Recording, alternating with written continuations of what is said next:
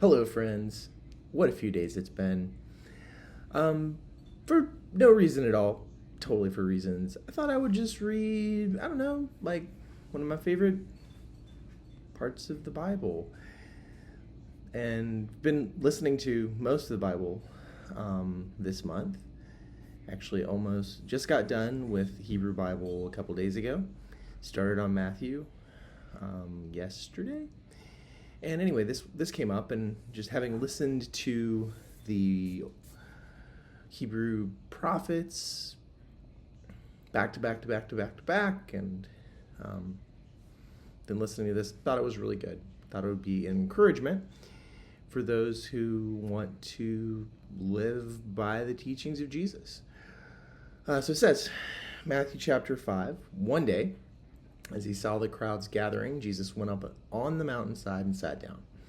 His disciples gathered around him, and he began to teach them. Get that? His disciples, he's teaching them. So he wants them to do these things. God blesses those who are poor and realize their need for him, for the kingdom of heaven is theirs. God blesses those who mourn, for they will be comforted. God blesses those who are humble, for they will inherit the whole earth.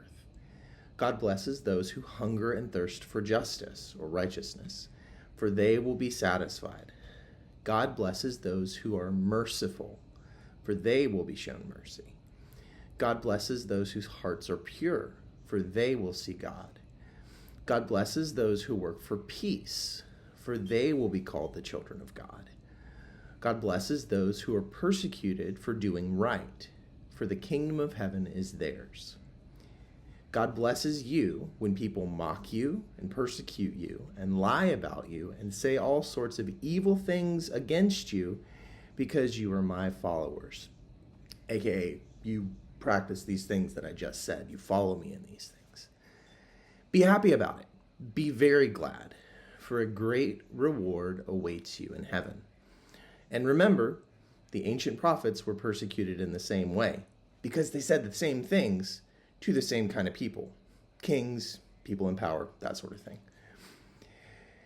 Continuing in verse 13. You are the salt of the earth.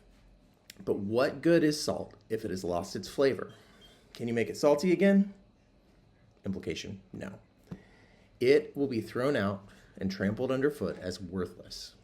You are the light of the world, like a city on a hilltop that cannot be hidden. No one lights a lamp and then puts it under a basket. Instead, a lamp is placed on a stand where it gives light to everyone in the house. In the same way, let your good deeds shine out for all to see, so that everyone will praise your heavenly Father. Context, good deeds are doing things like mourning, being humble, hunger and thirsting for justice and righteousness, being merciful, having pure hearts, working for peace, doing right. Verse 17. Don't misunderstand why I have come, Jesus speaking. I did not come to abolish the law of Moses or the writings of the prophets. No, I came to accomplish their purpose.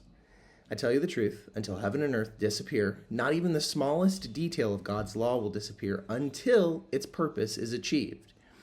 So if you ignore the least commandment and teach others to do the same, you will be called the least in the kingdom of heaven. But anyone who obeys God's laws and teaches them will be called great in the kingdom of heaven.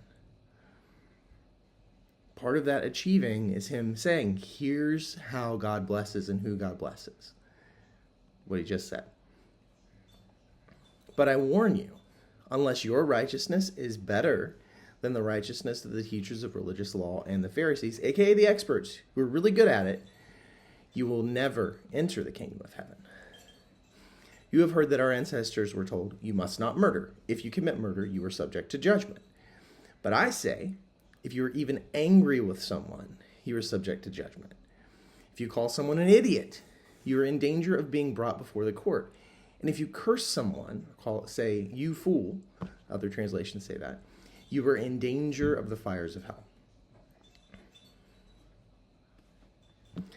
So, if you are presenting a sacrifice at the altar in the temple, and you suddenly remember that someone has something against you, Leave your sacrifice there at the altar. Go and be reconciled to that person. Then come and offer your sacrifice to God. When you're on the way to court with your adversary, settle your differences quickly. Otherwise, your accuser may hand you over to the judge, who will hand you over to an officer, and you will be thrown into prison.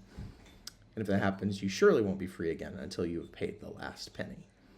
And he continues, talks about adultery, talks about divorce, talks about vows, saying, I will, I won't, I vow by this, I vow by that. Talks about revenge. And then he talks about love for enemies. He says in verse 43, you have heard the law that says love your neighbor and hate your enemy. But I say, love your enemies. Pray for those who persecute you. In that way, you will be acting as true children of your Father in heaven. For he gives his sunlight to both the evil and the good. And he sends rain, which is good if you're a farmer, on the just and the unjust alike.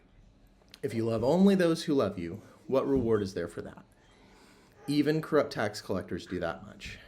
If you are kind only to your friends, how are you different from anyone else? Even pagans do that. But you are to be perfect, even as your Father in heaven is perfect. And a reminder, John 15, Jesus says that, we're his disciples if we love one another, if we love him and love one another.